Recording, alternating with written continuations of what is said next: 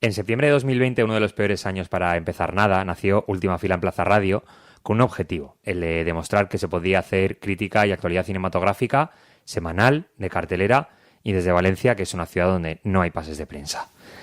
Hoy, 3 años después, empieza la 4ª temporada y con ese objetivo cumplido, habiendo pasado por nuestros micrófonos, además, algunas de las directoras y directores responsables de las películas más relevantes de estos años, hemos querido dar un paso más allá. Última Fila sale del cole y se mete en el instituto. Y es que nos hemos hecho mayores, nos late más fuerte el corazón, pero sobre todo nos ha cambiado la voz. No queremos dejar de hablar de cartelera, porque nos encanta pensar en el cine que está sucediendo. Pero también queremos poner el acento en el cine pasado que aún resuena y en los cineastas que abren una brecha por la que sucederán otras cosas en el futuro. Queremos ser un altavoz plural del cine, dejar el ego y el ensimismamiento que detestamos en parte de la crítica cinematográfica y exprimir las posibilidades que nos da 20 o 30 minutos de radio. Todo esto es el nuevo Última Fila. Como aquel primer día, contamos nuestras intenciones cuando llevamos un buen rato con ellas, pero aún nos queda camino por hacer y esperamos hacerlo contigo a lo largo de toda la temporada. Por cambiar, cambia hasta nuestra sintonía. Allá vamos.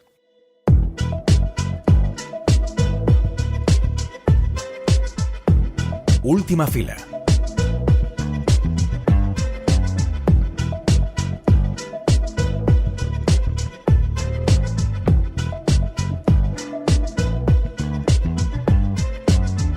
Los Coming of Age han creado un imaginario en el que el deseo se ha ligado de manera muy obtusa con la sexualidad.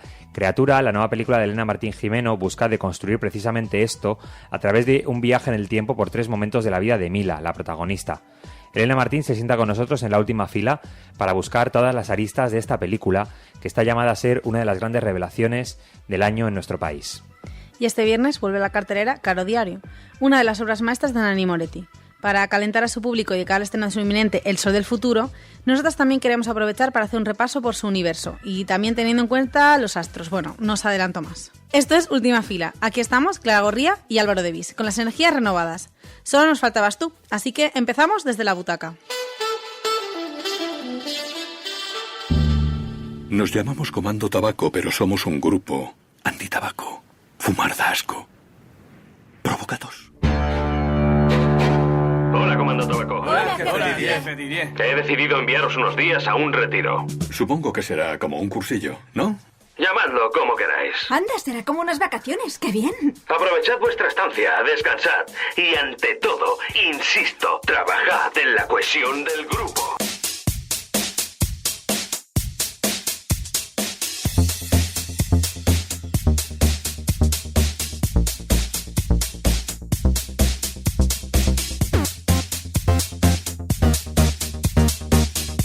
Pues esto que habéis oído es el tráiler de Fumar Provocatos. Los protagonistas son nicotina, amoníaco, metanol, mercurio y benceno. Ah, bueno, y el jefe, que es una rata babosa de felpa que, sin embargo, y a pesar de esto, parece irresistible con las mujeres. Por lo pronto, te la recomendaría si eres tan fan como yo de la cuenta Amigos Fumar. Pero esta peli va más allá de la anécdota tabaquil. Bueno, os digo un poco de qué va. Es un grupo de superhéroes que les envían a una de las misiones más terroríficas del planeta Tierra, un team building. Y cuando llegan allí, pues bueno, inspeccionan el lugar, van descubriendo, por ejemplo, una nevera que tiene una cajera de supermercado dentro de las 24 horas o una barracuda que habla mientras están cocinando. Pasan la noche junto a la hoguera haciendo lo que haríamos todos, ¿no? Contar historias de miedo, a ver quién consigue contar la más terrorífica. Y así empieza una competición donde, como cortometrajes dentro de la película, conoceremos un artilugio llamado El Casco de Pensar o una entrañable relación sobre un sobrino que trabaja para su tía, que está sin contrato y que, bueno, tiene un accidente laboral bastante raro y se lía todo muchísimo. Todas estas historias podían haber salido de una cena entre José Luis Cuerda, Juan Cabestañ, los creadores de las Tortugas Ninja y Frank Henenlotter, pero no, salen de la cabecita de Quentin Dupieux, que madre mía las cosas que tiene que tener ahí dentro, yo no lo sé. Humor e ingenio seguro que sí, y sobre todo compromiso con sus ideas y con llevarlas a la pantalla de la manera que yo creo que a él le da la real gana. Este director tiene ya en su haber casi 20 películas con historias tan dispares como Mandíbulas, que es una especie de Colega donde está mi coche, protagonizada por dos amigos muy tontos y una mosca gigante, o Rubber, que también está protagonizada por un neumático asesino. Junto a Bayona, David Fincher o Sofía Coppola, ahora mismo va a estrenar en Venecia Dalí con 1, 2, 3, 4, 5, 6 as y con signo de exclamación al final, de la que no sé nada, solamente os leo la sinopsis que he encontrado en Film Affinity.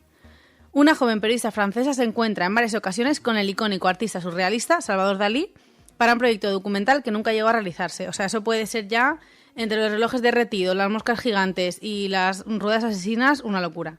En la película que se estrena este viernes, Fumar provoca tos, parece que ha decidido romper un poco más, si cabe, los esquemas, y bueno, también si tiene alguno. Y lo que más me gusta de esta peli es que se da el gusto de proponer tramas sin la presión de tener que cerrarlas. Esto lo veréis en estas historietas pequeñitas que os cuento, que simplemente propone y aquí no hay un final. Fue un soplo de aire fresco en Cannes y también en Sitges, pero a mí realmente donde me gustaría ver esta película es en el extinto y maravilloso Festival Catacumba. Me gustaría ver a mi hermano. No quiero reunirme con él en una cafetería. Me agredieron en el súper donde trabajaba. Estoy aquí para contaros lo que les pasa a las víctimas cuando hacéis este tipo de cosas. Ya no soy el mismo. Mi vida ya no es la misma. Y para resumirlo, antes era mejor.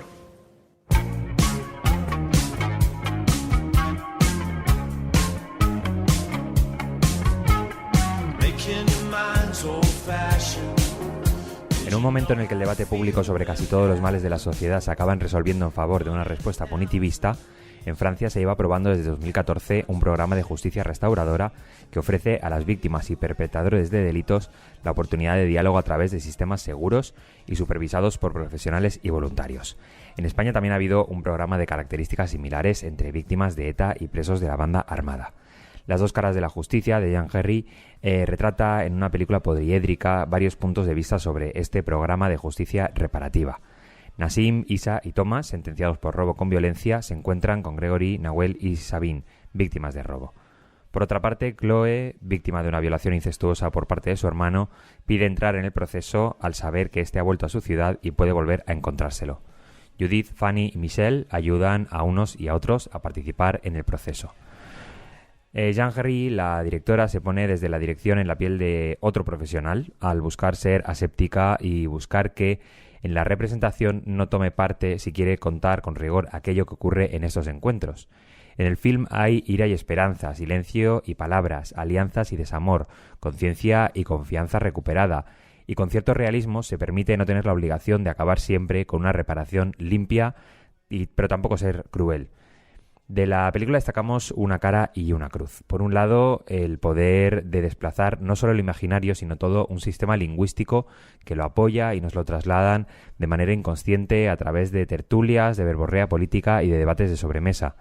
La justicia restauradora tiene la capacidad de hackear el sistema de una manera no violenta que pone en entredicho nuestros prejuicios, habiendo asumido la cárcel como solución cómoda a algunos problemas sistémicos de la sociedad actual. Por tanto, la película tiene el potencial de explorar territorio casi virgen en la ficción y hacerlo a la manera de un cine popular para que demuestre su potencial transformador.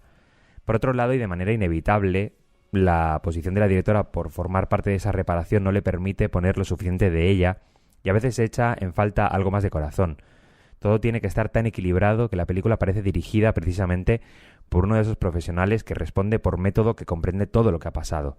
Es el precio a pagar por ser didáctica y en las propias brechas que se permite, todas en el caso de la mediación por la violación incestuosa, es cuando se ve el contraste de lo que carga esta película en su búsqueda por ser impecablemente responsable. Un trabajo quirúrgico con un guión excelente, pero cuya puesta en escena permanece secuestrada por lo que pueda pasar. Y no pasa nada, no es peor película una que cumple una función sobre otra. Esta, al menos, tiene muy clara la suya.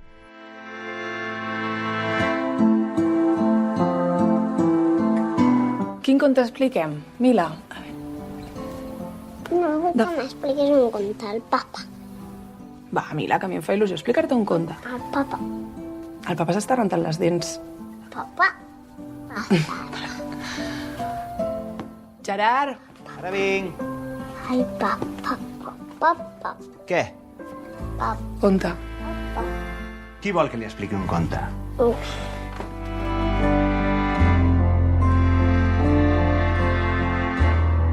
Conforme pasan los años, no solo crecemos nosotras, sino también las dimensiones vitales que nos acompañan. Evoluciona el amor, la esperanza, el miedo a la pérdida, la soledad y también el deseo, y con él, pero no de la mano necesariamente, la sexualidad. El deseo en la infancia existe y que nos incomode es culpa de nuestra mirada adulta, viciada, que como ha perdido la inocencia no la encaja.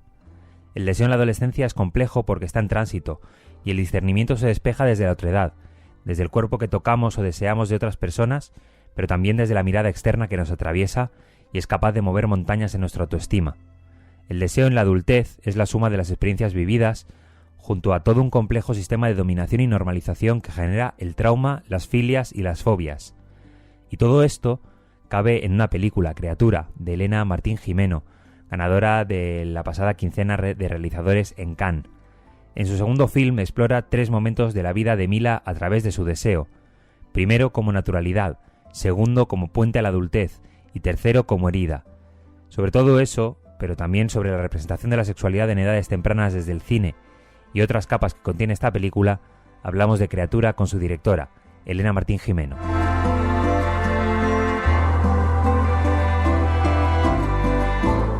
¿Cómo van los nervios, supongo que de estrenar en cartelera, sobre todo después de la acogida que ha tenido y del recorrido que ya lleva la película? Pues la verdad es que estoy nerviosa, o sea, ya llevo unos cuantos pases porque estrenamos en Cannes y luego estuvimos en la Atlántida de Mallorca en agosto, bueno, finales de julio, y tuvimos ya el preestreno en Madrid la semana pasada, pero sigo nerviosa, o sea, yo creo que no sé cuándo se va a pasar esto, pero supongo que cuando estrenemos en salas ya empezará otra etapa de la peli. Cuentas la historia del deseo en 3 edades, y me interesa especialmente, a lo mejor estaba más explorado ese deseo en una edad más adulta, joven, pero muy poco representado, ¿no? en esas otras edades de la niñez y la adolescencia de una manera tan cruda, ¿no? o tan directa. ¿Cuál era el reto a nivel de representación y qué planteamientos, pues eso, tanto éticos como cinematográficos, comportaban esas 2 edades más o etapas de la vida más tempranas? Pues la verdad es que lo más importante para nosotras siempre fue con Clara Roquet, que es la co-guionista de la película. Siempre estuvo muy presente el reto de poder entrar sin tapujos a explicar estas etapas de la vida, pero a la vez no caer nunca en la tentación de explicarla desde el morbo, desde el efectismo, porque hostia, al final ahora mismo el cine es muy competitivo, ¿no? Se producen muchísimas películas al año y el recorrido por festivales también es muy competitivo, y es como que cuando te estás moviendo con el guión por laboratorios y tal, ¿no? La gente busca como historias impactantes y tal, y más de una vez nos habían dicho, ¿no? Como hay como algo que, ¿no? Como desde ahí se puede vender, y para nosotras siempre fue muy importante acercarnos al tema de una forma muy natural, desde el punto de vista de la protagonista, ¿no? Que al final una niña de 5 años tiene un despertar que es un despertar más de los sentidos que no un despertar sexual. O sea, nada tiene que ver con la sexualidad adulta. Y de hecho gran parte de los malentendidos a nivel social vienen de eso, ¿no? Que los adultos sexualizan con su mirada un momento que es un momento precioso y que no tiene nada que ver con la perspectiva adulta. Claro, es muy interesante precisamente en esas escenas de esas etapas tempranas, como por ejemplo la niña lo vive con una naturalidad que genera una alarma, ¿no? A los padres, como si estuviera casi acabando el mundo, ¿no? O se abriera un abismo en la vida de su hija o su sobrina. Es que es muy interesante cómo esa naturalidad de los niños obliga a los adultos también, o sea, pone muy en juego a los adultos, porque pone en evidencia que como adultos no tenemos una sexualidad madura ni trabajada, ¿no? Como que hemos crecido en un entorno en que el sexo se ha llevado siempre como algo íntimo, casi como algo secreto, que con suerte, según el entorno que tengas, compartes con amigos y amigas, o si tienes relaciones sanas lo compartes con tu pareja, pero, o sea, compartes, me refiero, lo hablas con tu pareja, pero no, ninguna de nosotras ni nosotros hemos tenido una educación sexual en la escuela de calidad, por ejemplo. La mayoría tampoco la hemos tenido en casa. Entonces, cuando sale de forma espontánea, luminosa y natural en la infancia, Lo que pasa es que los adultos no tienen las herramientas para normalizarlo porque ellos mismos no tienen una sexualidad normal, ¿no? Quería hablar del trabajo tanto con las actrices como los actores, ¿no? Empezando por las actrices, el hecho de que de alguna manera cada etapa de la vida de esta chica, de esta niña, de esta mujer, de alguna manera tiene una textura, una historia que contar, unas particularidades, unos miedos y unos descubrimientos. ¿Eso cómo influía en la manera en la que has trabajado de manera diferente, bueno, con las dos actrices y de alguna manera lo que has asumido también tú, ¿no? En esa tercera etapa. Pues mira, es una pregunta muy interesante. La verdad es que, claro, hay una parte que es inevitable, que ya cambia totalmente la forma de trabajar, que son las edades. Uh-huh. Y eso también cambió mucho la forma de trabajar el guión, o sea, que al final está todo unido. Y es verdad que en la infancia,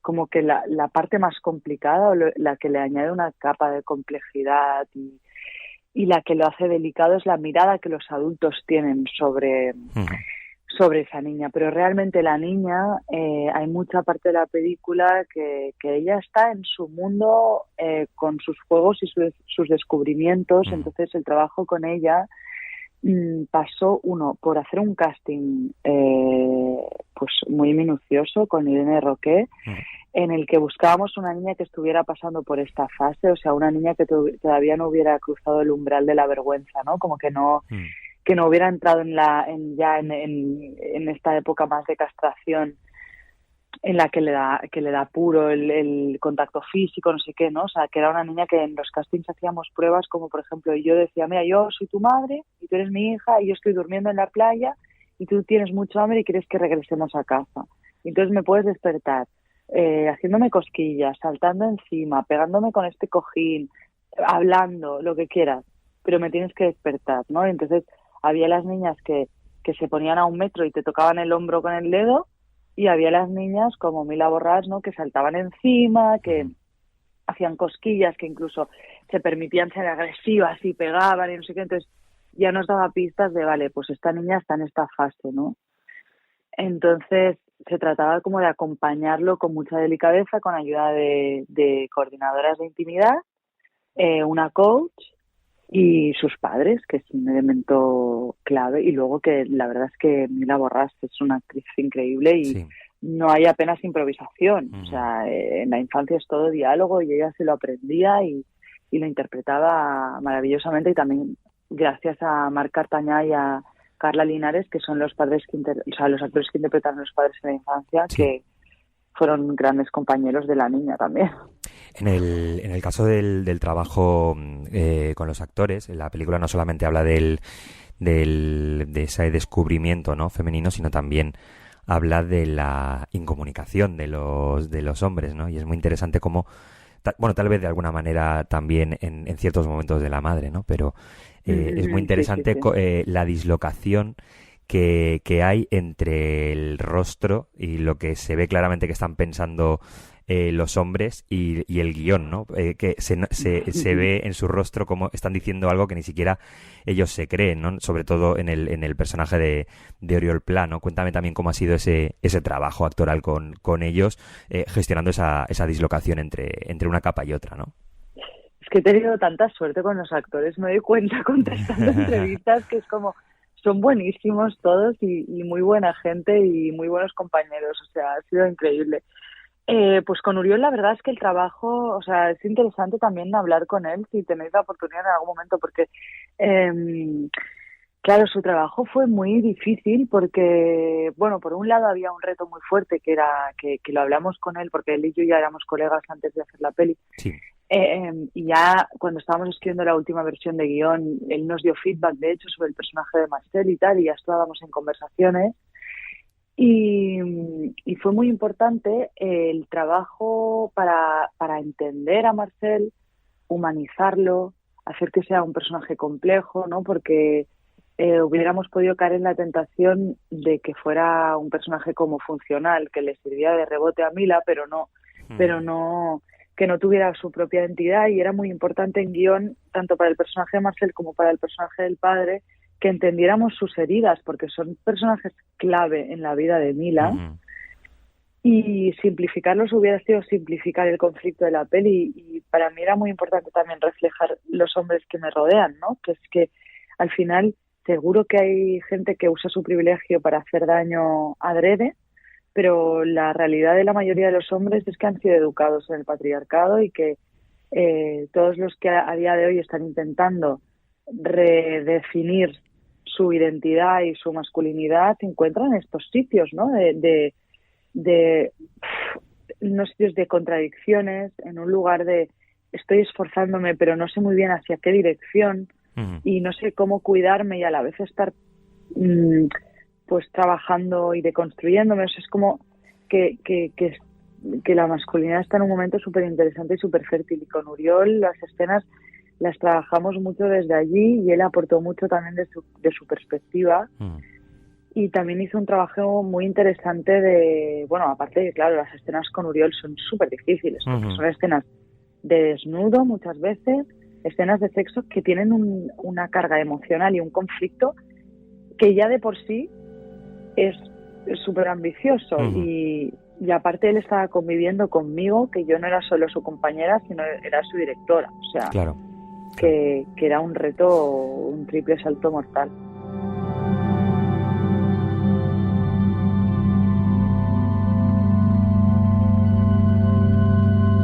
Hi havia una noia que anava super borratxa. Bueno, Ai, que és boja. no, però que es va intentar liar amb un i després es va anar a liar amb un altre allà a la platja davant de tothom. I tothom els podien veure i estaven a saco. I a sobre, bueno, li va ensenyant les tetes pel Messenger. Carai. I això què és? Això d'ensenyar les tetes pel Messenger? Messenger és una eina informàtica per enviar-se missatges, però s'ha de vigilar, ¿no?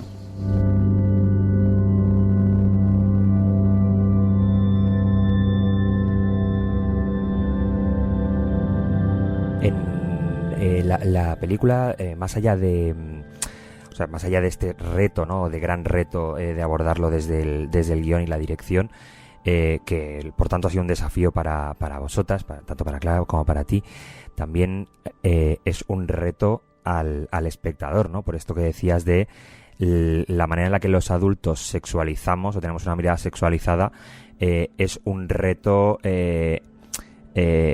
o un desafío a nuestra propia mirada sobre lo que está ocurriendo, ¿no? Porque claramente la película te está explicando la naturalidad, pero no podemos dejar, ¿no? Esa educación que hemos tenido en la puerta, en la sala del cine, y por tanto es ese desafío también para el espectador, ¿no? Sí, que en el fondo fue el mismo desafío al que yo me enfrentaba, por ejemplo, al principio del proceso del guión. O sea, cuando yo... Y de hecho fue también el motivo por el cual me interesó hacer esta peli, porque era como cuando empecé a leer sobre el tema, me conflictuaba muchísimo, no sabía dónde situarme, ¿no? Como que hay algo de... que claro, es que hemos crecido, hemos pasado toda la vida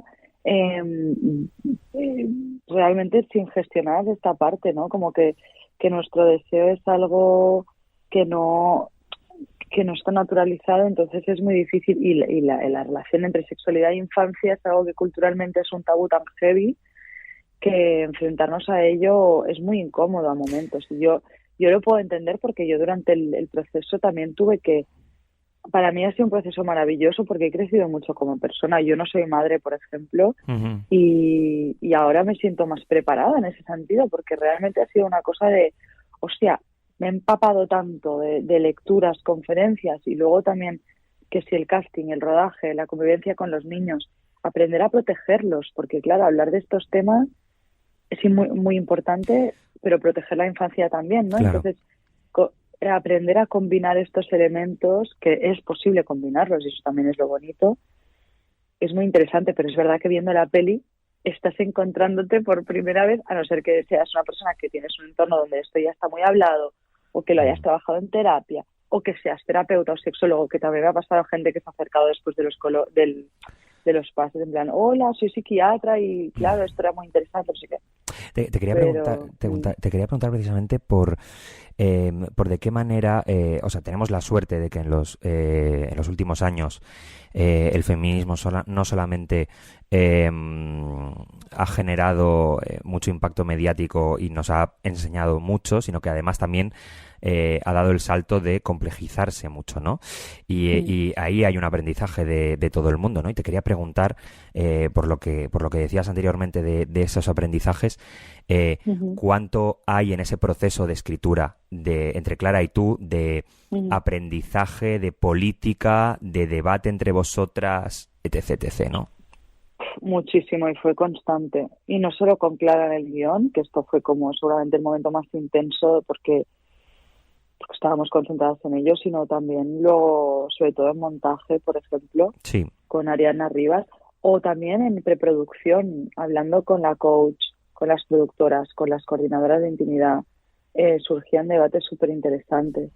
Y es que al final yo tengo la sensación de que todos los temas que estamos tocando, aunque la película no sea un panfleto ni pretenda ser didáctica ni nada de eso, pero todos los temas son inevitablemente muy políticos. O sea, por ejemplo, haciendo revisión, para mí hay una escena que a mí me toca mucho porque cuando la encontramos fue como doloroso incluso, que es la escena en la adolescencia donde Mila y su amiga Aina se suman a los chicos para criticar a una chica y puntuar su cuerpo. Para mí aquí había algo de sanador, ¿no? Como, pues mira, la película es un compendio de experiencias recogidas en entrevistas que hemos hecho a diferentes mujeres y tal, y más toda la teoría que hemos leído, pero esa escena justo había algo que me conectaba con mi experiencia, ¿no? Como había algo de dolor que yo me di cuenta que se había quedado ahí seguramente de momentos en la adolescencia donde yo no había sido consciente de que había perpetuado también esa violencia.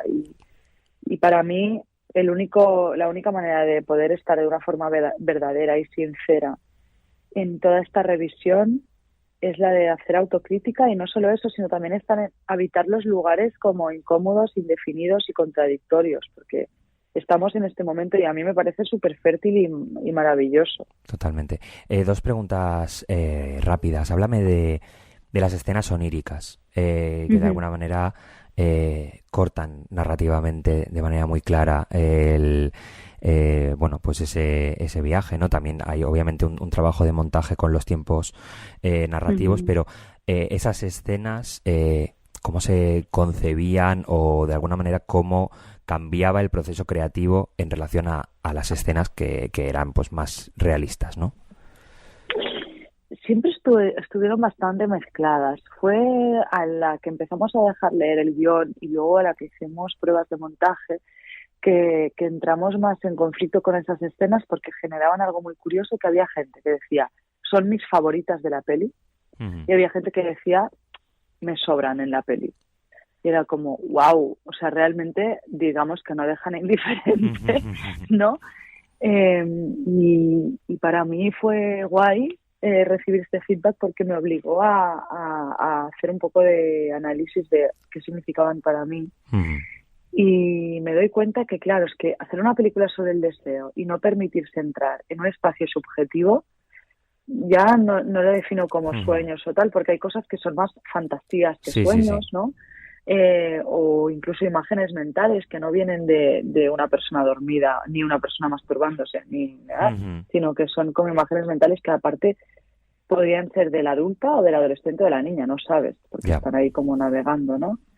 Pero sí que para mí hay una parte del deseo que es muy misteriosa en la vida real, me refiero, como que tú intentas entender cómo te relacionas tú con tus fantasías o tus miedos o incluso con tu cuerpo, y si te concentras para intentar definirlo o contárselo a alguien, es muy curioso porque entras en un estado, pues eso, como si estuvieras recorriendo como unos pasillos oscuros en una casa abandonada, ¿no? Y hay cosas que entiendes y otras que no, que están medio veladas, y para mí permitirnos ese punto de misterio en la película, incluso esa oscuridad también que trabajamos con la directora de foto, en los interiores de la casa, que siempre está medio en penumbra. Sí. Era muy importante para la experiencia del espectador, ¿sabes? Como parte de un aliciente de... Porque no es muy difícil hablar de forma puramente realista sobre el deseo. Es algo muy... que forma parte de la imaginación. Totalmente. ¿Qué significa el mar para la película? Pues un poco en esta línea. O sea, para mí el mar es algo que lo relaciono mucho con algo placentero, y yo creo que para los humanos en general lo es, en el sentido de que, bueno, al menos en este país todavía es un lugar público, sí, que en otros no podríamos decir lo mismo, pero en este país las playas todavía son públicas y esto lo celebro. ¿No? Que es un sitio accesible, que lo relaciono mucho con el verano, la piel, el calor, como esta cosa sensual, pero por otro lado el mar agitado del invierno, o cuando vas a alta mar, ¿no? Que esas profundidades inabarcables a las que tienes mucho respeto porque da miedo, porque no sabes lo que hay ahí, y el mar es peligroso también, ¿no? Y está lleno de vidas, y todo esto, para mí, hay algo que inevitablemente lo relaciono con el deseo, y específicamente con el deseo femenino. O sea, no sé por qué, pero el mar hay algo que no sé por qué, pero me lleva un poco a eso. Enhorabuena por la película, gracias por la generosidad de hacer una película compleja, y suerte en las salas este viernes. Ay, gracias. In realtà il mio sogno è sempre stato quello di saper ballare bene. Flashdance si chiamava quel film che mi ha cambiato definitivamente la vita. Era un film solo sul ballo, saper ballare. E invece alla fine mi riduco sempre a guardare, che è anche bello, però è tutta un'altra cosa.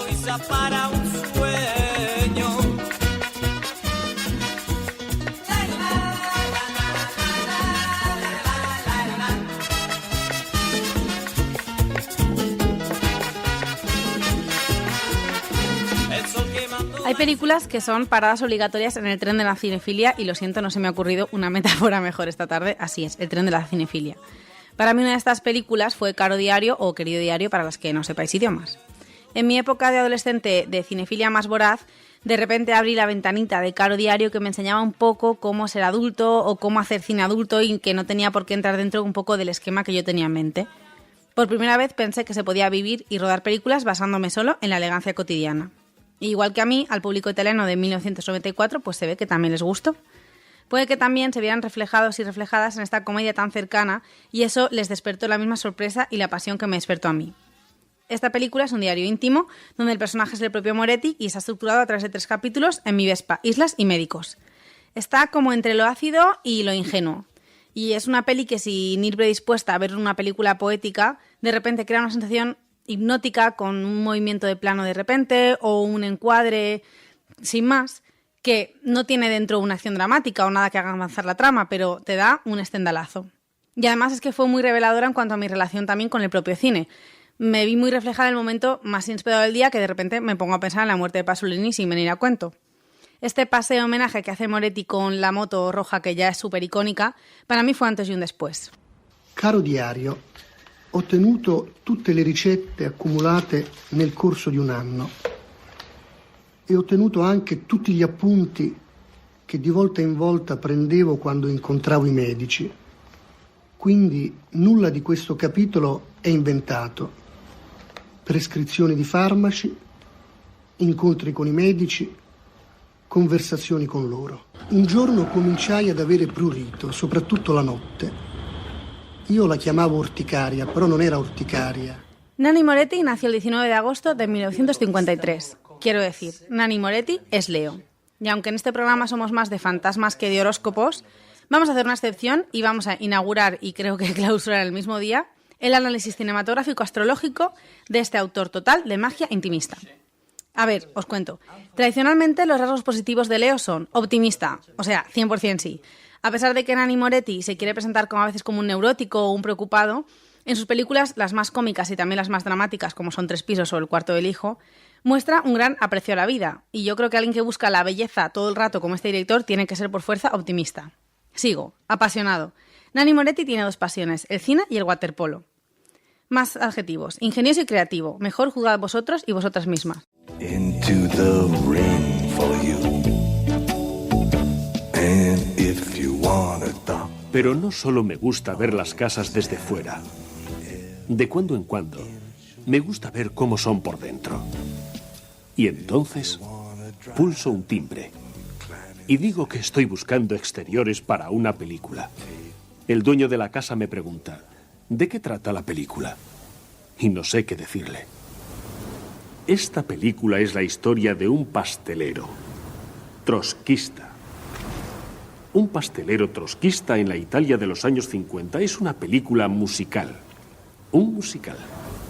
Mira tú, no estaría nada mal un musical sobre el pastelero trotskista en la Italia conformista de los años 50. Independiente, como la industria en la que se mueve y como sus películas donde muchas veces cabe todo. Ahora vamos con los rasgos negativos, que son narcisista, arrogante y vanidoso. También te digo que ya llevamos en este programa, como bien ha dicho Álvaro, algunos años, y lo de que sea un director protagonice sus propias películas, pues bueno, tontas no somos, algo ya no solíamos de esto. Al menos no es francés. Al menos no es francés, eso es verdad. Sigo. Nanni Moretti, como todos los Leo, tiene esa doble personalidad, en este caso en forma de personaje. El director dio a luz a su propio bebé Antoine Duanel, pero le puso el nombre de Miquel Apicella. Este personaje apareció por primera vez en 1976 en la película Soy un autárquico. Y a diferencia de Antoine Duanel, pues bueno, el personaje nunca permanece igual, va cambiando Miquel Apicella en cada película. En cada una tiene una vida y una profesión distintas. Además está claro que de envejecer progresivamente. Yo espero que Nanni Moretti no caiga en la tentación de la inteligencia artificial, porque si no yo ya, me quito de todo, ya paso. Es el propio Moretti quien interpreta a Michelle, pero a diferencia de lo que podría hacer, por ejemplo, Woody Allen, que, bueno, no comments, ¿no, Álvaro? ¿Quién? O sea, no comments. A diferencia de lo que vaya a hacer Woody Allen, director y personaje no se confunden. Sí es verdad que Moretti se expresa a través de él, pero siempre mantiene un poco las distancias. Así que hemos podido ver a este personaje encarnando. En Yo soy un autárquico, como os he dicho, interpreta a un desempleado que pasa su tiempo actuando en una compañía de teatro experimental. Ahí tenía 23 años y menos mal que no tenía Tinder, porque si no, yo sé que algunas de Benny Maclet le iban a estar dando match, pero bueno. Mal. Sigo. Con 25 años protagonizó Exe Bombo, que aquí hace de un estudiante que fue parte del movimiento de mayo del 68. En Soñidoro, con 28 años, interpreta a un director novato neurótico frustrado por la falta de comprensión. Aquí iba a caer yo también, te digo, pero bueno, no pasa nada, continuamos. En la peli Bianca, con 30 años, es un profesor de matemáticas obsesivo y observador. Y en Palombela Rosa, con 36, es un exdirigente del Partido Comunista Italiano y un jugador de waterpolo con una significativa amnesia. O sea, todo esto, múltiples personalidades. Muy Leo, sí, que cada día es típico, una cosa. Típico de Leo. Típico de Leo.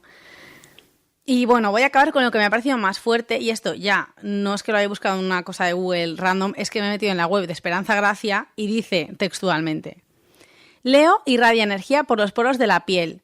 El carácter de Leo es sincero, abierto y generoso y contagia su energía y vitalidad a los demás. Leo, signo de fuego y magnificado por el sol. ¿Y cómo se llama la próxima película? El sol del futuro. Bueno. Super Leo. Esto es... O sea... Quiero decir, ciencia. Sí, ¿no? sí, totalmente. Sigo. Sus sentimientos son espontáneos y vehementes y su fuerza interior es enorme. Súper, sí. Porque lleva 1000 años de los 76 haciendo películas. Eso es una fuerza interior vehemente, claramente. Le gusta destacar y organiza maravillosamente bien, ojo, la vida de los demás y la suya propia. Impone su autoridad de una forma sencilla. Y es que no es que solo él lleve dirigiendo pelis un montón de tiempo, es que dirigió 2 años el Festival de Cine de Turín. Entonces dice, organiza maravillosamente bien la vida de los demás, autoridad sencilla. Es que le pega. Y finalmente, comparte con sus compañeros, o sea, yo entiendo aquí sus compañeros, los espectadores, fuego, vitalidad y espontaneidad que los demás signos temen, cuidado, y admiran a la vez. Y posee un corazón infantil, porque es verdad que en sus pelis hay cosas como muy ingenuas y muy brillantes a la vez. Y finaliza. Es absolutamente imposible no sucumbir al encanto de Leo. Él es el rey del cosmos y todo el mundo quedará rendido a sus pies. Sí, o sea, yo estoy rendida a los pies de Nanni Moretti, porque es que es un director que combina lo íntimo, lo político, lo divertido, lo elegante. O sea, a tope. Te digo también que no creo que me vaya a comprar un patinete, porque el cartel ahora del Sol del Futuro ha cambiado la moto por un patinete. O sea, ni por Nanni Moretti creo que haría esto. Pero me muero de ganas de ver la película El Sol del Futuro, porque sí que tengo la intuición o la ilusión de que me va a dar alguna pista sobre cómo tengo que vivir lo que me queda de vida adulta, que es bastante de cotización y de todo. O sea que necesito a alguien que me dé una pista, por favor. Mientras esperamos a esta película, gracias a Caramel Films, vamos a poder ver Caro Diario en pantalla grande, porque nos la traen, están en Lis y en más cines, para que la disfrutéis, o bueno, en vuestra casa, la verdad que también podéis disfrutar de este director. Y yo, para acabar, solo voy a decir una cosa, un pequeño apunte. Si me oyes, Nani Moretti, si eres seguidor de Plaza Radio, como me falles, o sea, como hagas algo y te tenga que cancelar, dejo de creer en los hombres, paso. O sea, mi último bastión es este, un italiano. Bueno, pues muchísimas gracias, Clara. Hasta aquí el nuevo Última Fila, en el que nuestra fuente principal es la web de Esperanza Gracia. Podéis elegir si escucharnos a nosotros, escuchar Cowboys de Medianoche o escucharnos a los dos y ver un poco el contraste de las diferentes visiones del cine. En todo caso, nos escuchamos dentro de 7 días. Hasta entonces, adeu.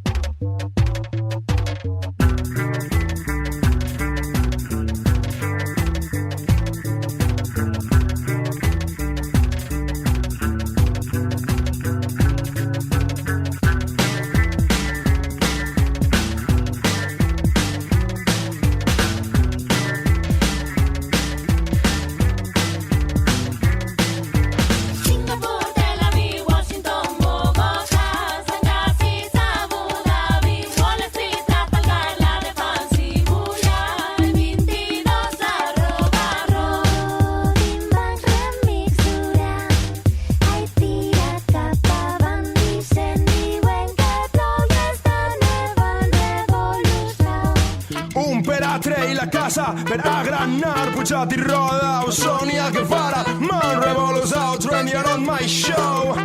Sabotatge, entratge de Prada nou, el Carrambla, la teva mare, diadema de Sara, lipstick en Guevara, xapeta del Mao, billetera d'Obama, xupa del Raf, Black Panther sa plana. Joms que és al Facebook, que guachi, que m'ha agregat, Naomi agita l'assemblea, soparruega, revolução, moda joven, quad floor, corre la manifa, el minifalda i tactons. Jo mango el vers cap a Pano, Paga, Palestina, HM, la revoluiscara, bajant-me consolata, renta en la cara, i a la barricada cada dia més guarra.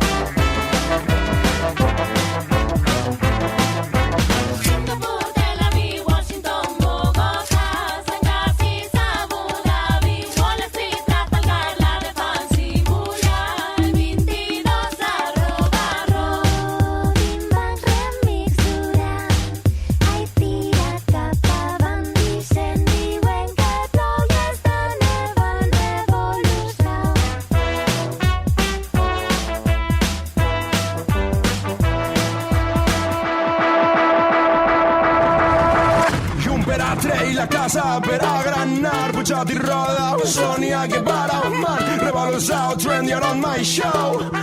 Sabotatge, entratge de Prada, no, el carrer ampla, la teva mare, diadema de Sara, lipstick Guevara, xapeta de Mao, billetera d'Obama, xupa del Raf, Black Panther sa plana. Joms que és al Facebook, que guachi, que m'ha agregat, Naomi agita l'assemblea, soparruega, revolução, moda joven, quad